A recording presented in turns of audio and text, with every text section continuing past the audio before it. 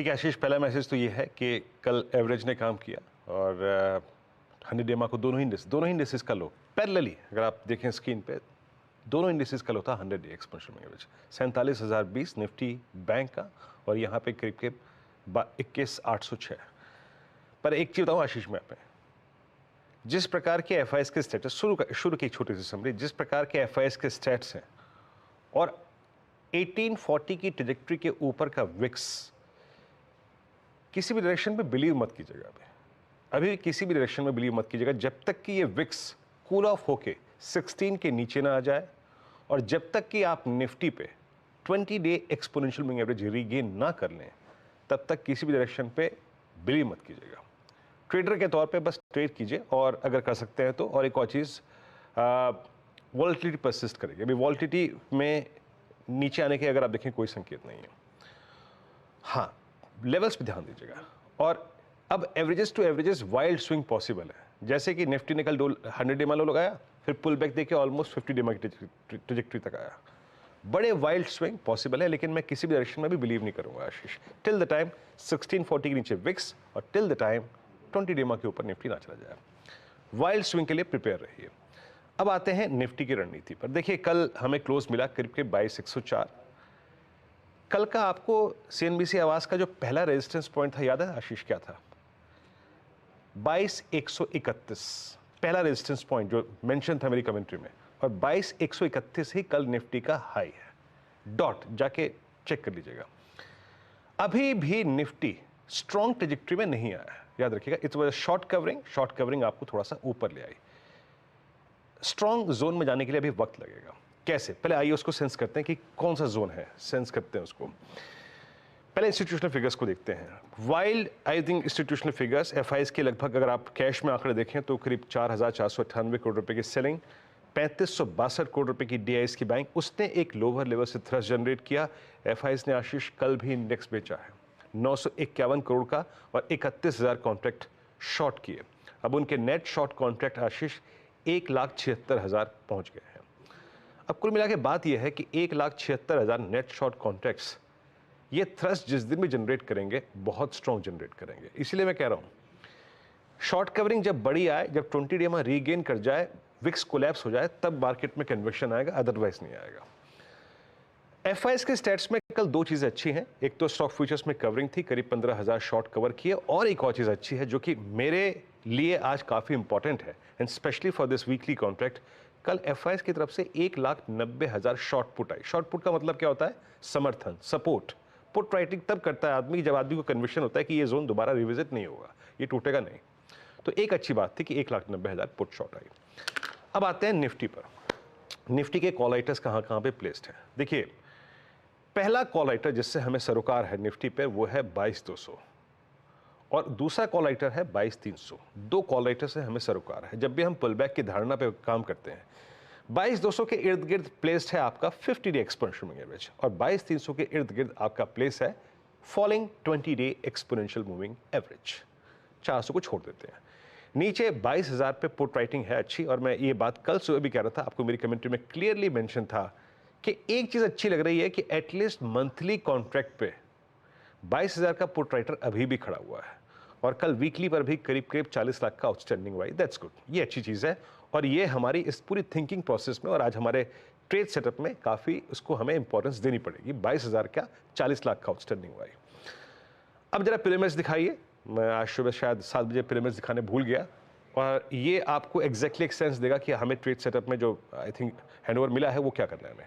आपकी स्क्रीन पे आशीष दो ब्लू डार्क कैंडल्स कहाँ हैं? 22,200 अगेन डिफाइन कर रहा हूँ 50 डेमा, 22,300 अगेन 20 डेमा, नीचे 22,000 पे लाइट ब्लू कैंडल और 21,800 पे और 21,900 पे पुट राइटर्स विजिबल है। अब लेके आइए स्क्रीन पे लेवल्स टू वॉच क्या होंगे। रेजिस्टेंस की प्लेट लेके आइए। देखिए लेवल्स पे ध्यान दीजिएगा। कल मैं आपको फिर कह रहा हूँ कल का इंट्राडे हाई 131 था, 131 ही हमारा पॉइंट था।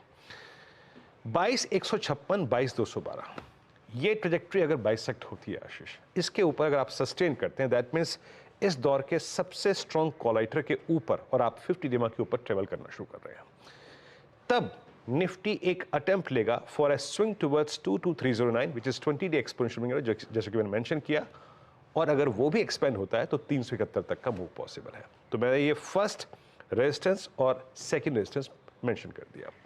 अब आइए बेस पे। जैसा कि मैंने कहा कि मैं जब तक कि 22,156 और 212 की ट्रेजेक्टरी नहीं पार हो रही है, it will be a sell and rise for me. मैं उन शॉर्ट ट्रेड को कहां कवर करूंगा? याद रखिएगा अभी हमने क्या डिस्कस किया था, 22,000 पे पुट राइटिंग वीकली मंथली पे, दैट मीन्स आपको 22,000 को इंपॉर्टेंस देनी पड़ेगी। वो सभी शॉर्ट ट्रेड्स को आपको चेक करना है 22,019 पे, 21,978 पे। टिक गया तो कवर कीजिए, फिर पुल बैक ट्रेड खेलिए, और नहीं टिका और बेस रखिए डायरेक्टर साहब स्क्रीन पे प्लीज। 21,978 अगर वायलेट होता है तो अगेन कल की लोअर ट्रेजेक्टरी की तरफ हम जा सकते हैं, जो कि बेस 2 में मेंशन है। इट्स 21,933, 21,856 और 21,813। तो आशीष, निफ्टी के लिए सबसे महत्वपूर्ण है आज RS1 22156, 22212। बट स्टिल कह रहा हूं level to level trade focus कीजिए। 100-150 पॉइंट का स्विंग मिल जाए, 100 पॉइंट का स्विंग मिल जाए, उस डायरेक्शन को एक बार के लिए प्रणाम करके बाहर निकल आइए। आशीष बिल्कुल ठीक है, प्रणाम करके बाहर निकल आइएगा। ब्यूटिफुली सारा कुछ टेक्स्ट में भी एक्सप्लेन्ड, आपको आज के पहले दूसरा रेजिस्टेंस और बेस के आंकड़े सब स्क्रीन पे। निफ्टी बैंक अच्छा कमबैक था कल, 3/4% मेरे ख्याल से सेशन की समाप्ति करी उसने तेजी के साथ। कल इसने भी वो इंपॉर्टेंट एवरेजेस को, जैसे निफ्टी 50 ने ड्यूली रिस्पेक्ट करा था, यहां पे भी वही रिस्पेक्ट मिली, पुल इज्जत मिली और अच्छा मूव बनता हुआ सेशन की समाप्ति तक। वीरो, क्या लग रहा है? ये बढ़िया इंट्राडे में 750 पॉइंट की रिकवरी कल के सेशन में, क्या फर्दर लेग्स हैं, फर्दर अपमूव के लिए प्ले करना है? देखिए आशीष, कल सुबह जो हम बात कर रहे थे कि ये निफ्टी से कहीं ज़्यादा ओवरसोल्ड इंडेक्स है। निफ्टी ने अपना हाई क्रिएट किया 3 मई को, इसने 3 अप्रैल को ही क्रिएट कर लिया था, लेकिन उसके बाद कोलैप्स हो गया था। कल हमने शॉर्ट का टारगेट रखा था, सनराइज का टारगेट रखा था करीब करीब 47,020, वो था 100 डे एक्सपोनेंशियल मूविंग एवरेज। पहले पैमाइश करते हैं कि इसका पुलबैक क्या इन कंपैरिजन टू निफ्टी ज़्यादा स्ट्रॉन्ग था। यस, कल निफ्टी ने 50 डेमा की ट्रेजेक्टरी को रिवर्सल में नहीं छुआ, बट निफ्टी बैंक ने छुआ। कल मैंने अपनी क्लोजिंग कमेंट्री में 2 बजे लिखा था कि the movement you will cross 47,710, 150-200 point का स्विंग पॉसिबल है, और वो मिल भी गया, लगभग 150 पॉइंट का स्विंग। क्लोज आया हमारा exactly at 50 day exponential moving average. So in comparison with Nifty bank का जो पुलबैक था वो थोड़ा सा ज्यादा शार्प था। कारण क्या था? जैसे कि मैंने डिस्कस किया अभी FIS के स्टैट्स में, कल एक्सट्रीमली ओवरसोल्ड स्टॉक्स में शॉर्ट कवरिंग थी। For instance UPL, for instance HDFC bank, for instance IndusInd bank towards the I think later part of the session. Closing के वक्त इन स्टॉक फ्यूचर्स में शॉर्ट कवरिंग विजिबल थी। कुछ ये देखिए HDFC बैंक, और ये इतना ओवरसोल्ड है ना आशीष, HDFC बैंक के पूछे मत। मतलब ये स्टॉक अपनी 200 वीक एक्सपोनेंशियल मूविंग एवरेज पे ट्रेड कर रहा है। तो निफ्टी बैंक के पास एक बहुत ही ओवरसोल्ड स्टॉक पड़ा है, और वो कभी भी अपने इंटरडे स्विंग के जरिए इसकी तस्वीर बदल सकता है। इस चीज को जहन में रखिएगा।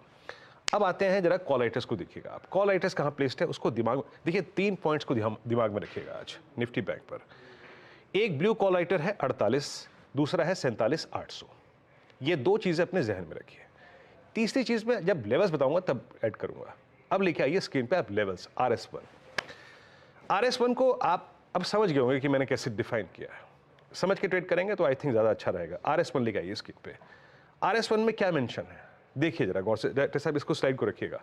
47,834 पहला कॉल राइटर, 48,020 दूसरा कॉल राइटर। ये जोन जब तक नहीं कटेगा तब तक बैंक निफ्टी में कन्विक्शन नहीं आएगा, अप्रोच वही रहेगी सनराइज की। बट अगर ये कट रहा है तो ये मत याद सोचिएगा कि एकदम से सब कुछ सही हो गया। आगे क्या लिखा हुआ है? 48,133, that is falling 20 day exponential moving average. यानी निफ्टी बैंक को इस ओपनिंग के साथ 3 क्रिटिकल पॉइंट्स को पार करना है। 47,834, 48,020 कॉल राइटर्स जोन और एक 20 डे में।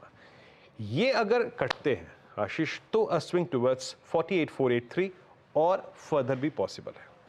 बट अगर पहला रेजिस्टेंस पार नहीं हो रहा है तो एग्रेसिव ट्रेडर सनराइज की अप्रोच रखें प्लीज। और उन ट्रेड्स को कहां कवर करना है? 47,505, 339। क्यों? क्या रीड किया था हमने स्क्रीन पे अभी? Put writers, first line of defence put writers के जरिए हमें मिल रहा है 47,505 पे। तो इन जोन से अपने शॉर्ट ट्रेड्स को कवर कीजिएगा और चेक कीजिएगा। तो आशीष, दोनों ही इंडस्ट्री पर मैंने एस्टेब्लिश कर दिया।